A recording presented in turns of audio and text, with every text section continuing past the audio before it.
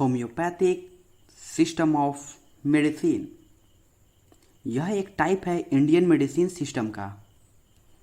Homeopathic system of medicine ये alcohol based medicine system है।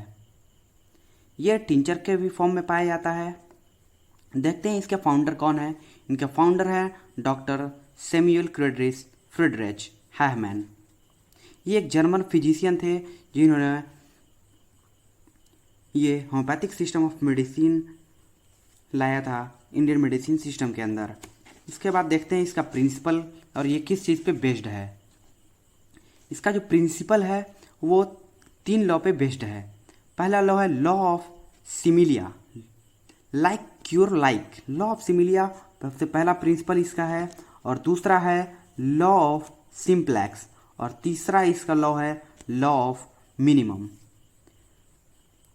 Law of similia जो है कहता है लाइक क्योर लाइक। इसका मतलब है ये क्योर करेगा किसी भी डिजीज को। सेकंड बताता है लॉ ऑफ सिंप्लेक्स, जिसमें क्या करता है इंडिविजुअल डिजीज के लिए इंडिविजुअल ड्रग्स दिया जाएगा जो सिंपल फॉर्म में होगा। जो भी ड्रग्स बताएंगे वो सिंपल फॉर्म में होगा, और इंडिविजुअल जो ड्रग्स जो लेंगे हम लोग वो इंडिविजुअल डिजीज के लिए लेंगे।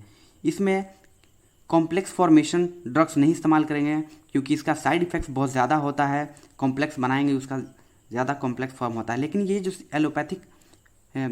होम्योपैथिक सिस्टम ऑफ जो मेडिसिन है उसमें इंडिविजुअल ड्रग्स को ही और इंडिविजुअल डिजीज़ को ही देखा जाता है एक टाइम पे। थर्ड लॉ कहता है लॉ ऑफ मिनिमम।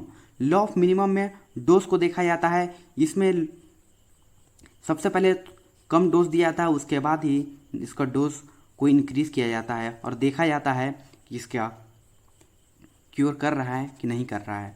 उसके बाद देखते हैं इसका ट्रीटमेंट किस तरह से किया जाता है। इसका जो ट्रीटमेंट वो है इंडिविजुअलाइजेशन ट्रीटमेंट। ये कहता है ये फोकस करता है ऑन यूनिक सिम्टम्स और कंडीशन पे।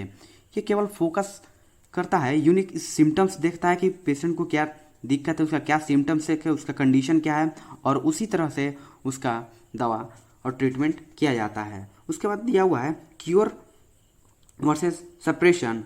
इसका a true cure following Hering's law while suppression cure symptoms to reappear. ये होम्योपैथिक सिस्टम ऑफ मेडिसिन जो है वो हैरिंग्स लॉ पे बेस्ड है, while suppression cause symptoms to reappear. जैसे हम लोग देखते हैं कि होम्योपैथिक मेडिसिन ऑफ सिस्टम के अंदर जो लोग हैं जो दवा रखे हुए रहते हैं और वो यूज़ कर लेते हैं, बाद में भी उनको बीमारी नहीं होने के बावजूद भी वो लोग क्या करते हैं, कुछ दवा को यूज़ कर लेते हैं, खा लेते हैं, देखते हैं कि वो बर्बाद ना हो जाए। लेकिन बर्बाद करने के